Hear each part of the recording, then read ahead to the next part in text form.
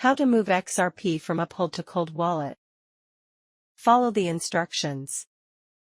Open your Cold Wallet and make sure it is set up and ready to receive XRP. Connect your Cold Wallet to its companion app like Ledger Live if applicable. Find and copy your XRP wallet address from the Cold Wallet. Log into your Uphold account. Go to your XRP card or account within Uphold. Click on the Transact or Send option. Choose to send to cryptocurrency or utility token. Select XRP as the token you want to send. Paste the XRP address you copied from your Cold Wallet. Leave the destination tag field blank or enter 0 if required and your Cold Wallet does not need one.